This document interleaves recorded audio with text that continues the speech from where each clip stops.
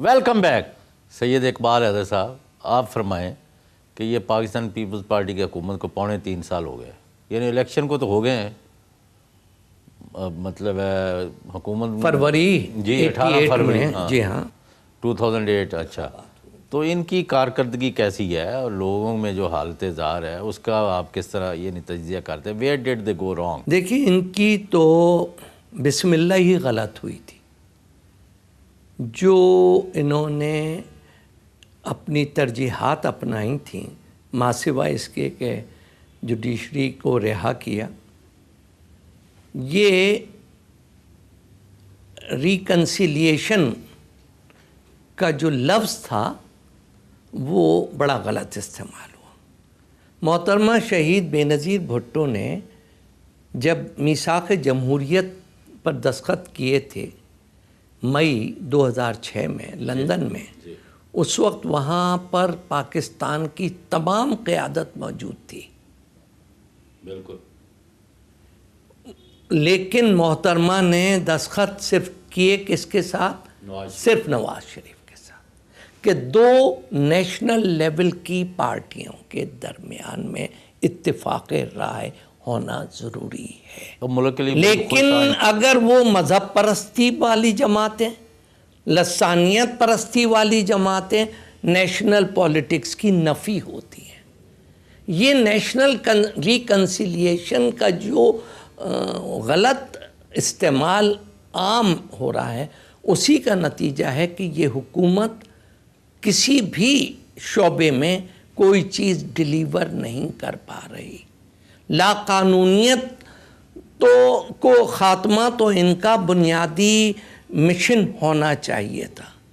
इन्होंने परवेज़ मुशर्रफ की रिवायात को अपनाते हुए तालिबान के साथ मुआहदे किए, सूफ़ी मोहम्मद के साथ मुआहदे किए, फजलुल्लाह के साथ मुआहदे किए, और जब तालिबान ने ये कहा स्वात और बुनीर को फ़तह करने के बाद कि अब हमारा नेक्स्ट स्टेशन मर्दान और इस्लामाबाद है, मई 2009 में जाकर इनके कान पे जूं रहेंगी कि अब मामलात ख़तरनाक हो रहे हैं।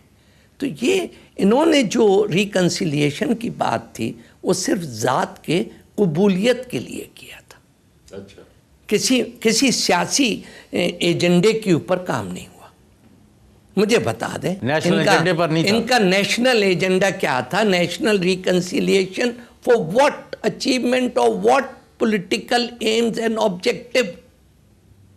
क्या? और अगर कोई थे तो उसमें कामयाबी क्यों नहीं हुई?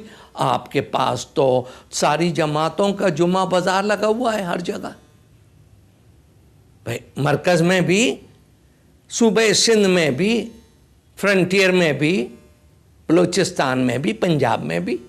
मुझे वो खित्ता पाकिस्तान बता दें जो कि दहशतगर्दी से पाक हो। मुझे वो खित्ता पाकिस्तान बता दें जो महंगाई की सुनामी से पाक हो। मुझे वो खित्ता पाकिस्तान बता दें जहाँ पर के ज़लज़ले महंगाई के या अगवा के या ख़ुदकशी के ज़लज़ले नहीं आ रहे, बहुत बुरी हालत का फ़रोग़ नहीं हो रहा, जहालत का फ़रोग़, डी एजुकेशन। आपने HEC या चौधरी साहब HEC की मराहत को, कितना बड़ा जुल्म है। आपने जाहिलों को OGTC का चेयरमैन बनाने का सोचा भी क्यों? ये नाकाबिले माफ़ी गुनाह कबीरा है, इस बात का सोचना भी।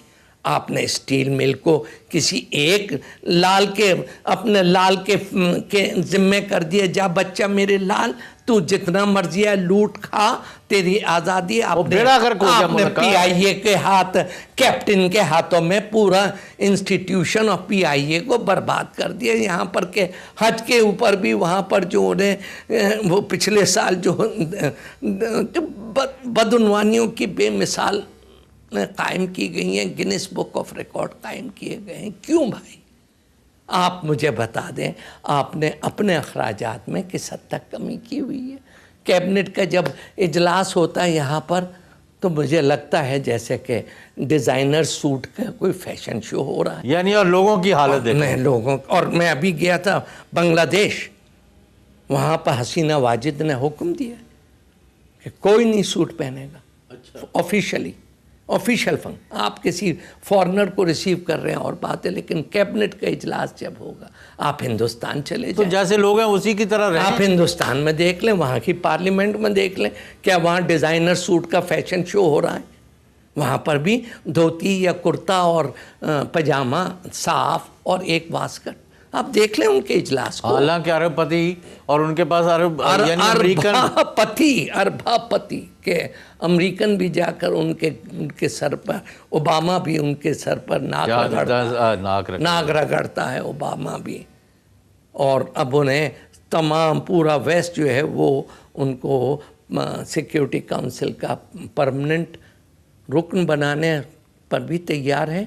और कश्मीर के इशू को यूएन के अनरिजॉल्व्ड एजेंडे से ख़त्म करने पर भी तैयार नहीं। आप फरमा रहे ना कि भाई उन्होंने पीआईए का बेड़ा गर्क कर दिया। नहीं, पीआईए है, स्टील मिल है, ओजीडीसी है, पीएसओ है, बेशुमार इदारे हैं जहाँ पर के और रैम्पेंट करप्शन और कोई अकाउंटेबिलिटी नहीं है।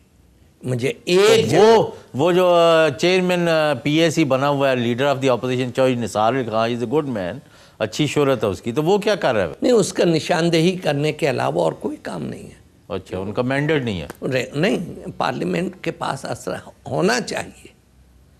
देखिए parliament you think it's a Toothless body बना दी गई, नहीं तो रिवायात के बगैर जमहूरियत नहीं चल सकती। रिवायात ये हैं दुनिया में कि स्टैंडिंग कमेटी का अगर जो फैसला हो तो उसके ऊपर मनोन अमल किया जाता है। सैयद इकबाल हैदर साहब, आपके चूँकि हमारी खुशकिस्मती है कि आपका जो है ना वर्सटाइल एक्सपीरियंस है, आपकी मतलब स्टैंडिंग जो है वकालत में, जजों में, अवाम में, सियासत में, ह्यूमन राइट्स में।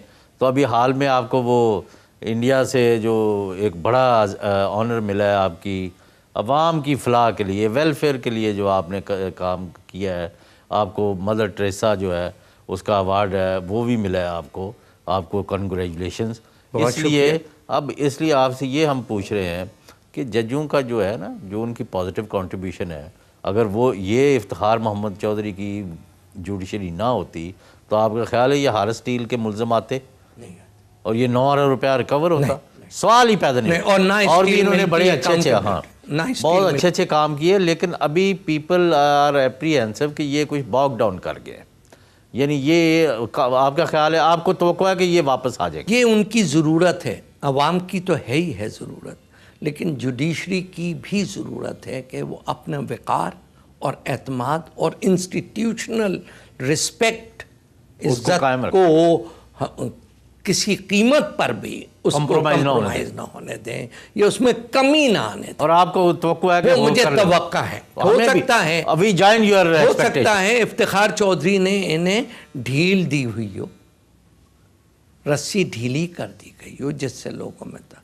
लेकिन ये भी एक हकीकत है कि बर्डन ऑफ वर्क, अब हर चीज़ तो वो अल्ताफ हुसैन जिसने के 12 मई के साने में शामिल थे पेश उन्होंने भी सुओ मोटो के लिए दरख्वास्तें इफ्तिखार चौधरी को भेजनी शुरू कर दी। भाई ये भी तो है ना, हर शख्स ये कहता है कि सुओ मोटो केस। वो सैयद इकबाल हैदर, वो पता नहीं कौन सी जूरिस कॉन्फ्रेंस थी, तो उसने कहा कि इंसाफ क्या है?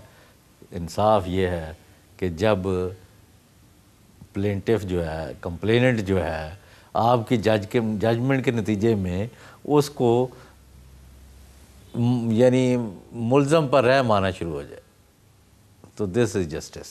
तो आपका ख्याल है कि अभी उनको जस्टिस जो कर रहे हैं ना, तो बदतरीन मुखालिफ भी उन्हीं से तवक्को करते हैं, ये अच्छी बात है मुखालिफ, लेकिन दे हैव टू डिलीवर। नहीं, दे हैव टू डिलीवर, लेकिन उनकी कैपेसिटी इतनी नहीं है जितना का बर्डन है।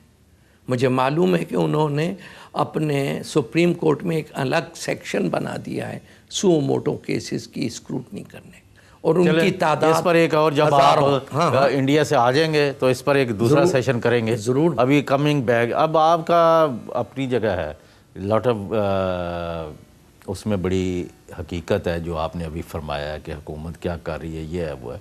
अब पाकिस्तान के लोगों का एक व्यू है कि ये हुकूमत तारीख़ की बदतरीन और नहल और बदनवान हुकूमत है और कोई there is nothing going right in the country, ना आवाम की फलाह, ना मुल्क की बका, ना सिक्योरिटी, ना स्टेबिलिटी, ना सॉवरेनिटी, कोई एनीथिंग टू एनीथिंग, ये हर चीज़ को तबाह व बर्बाद इन्होंने कर दिया। उनका व्यू ये है, माफ़ करना हुक्मरानों का, वेदर वी लाइक, उन्होंने कहा हमें पाकिस्तान के अवाम ने मैंडेट दिया, सदर 2/3 मेजॉरिटी से इलेक्ट हुए जरदारी साहब, वज़ीर आज़म को सारी पार्टियों ने वोट दिया, सारे सूबों में इलेक्टेड गवर्नमेंट्स काम कर रही हैं, हमने 18th अमेंडमेंट पास की, हमने बलूचिस्तान के लिए आगाज़ हकूक़त बलूचिस्तान किया, हमने पाकिस्तान खपे के नारे लगाए जरदारी साहब ने जब भी मुल्क में पाकिस्तान में आग लगाने की कोशिश हो रही थी, जब हमने हर तरह और ज़लज़ला हो या सैलाब हो, कहीं भी हम पीछे नहीं रहे, जो हमसे हो रहा है। इनको क्या मरोड़ उठ रहे हैं गुलाम हुसैन और इकबाल हैदर को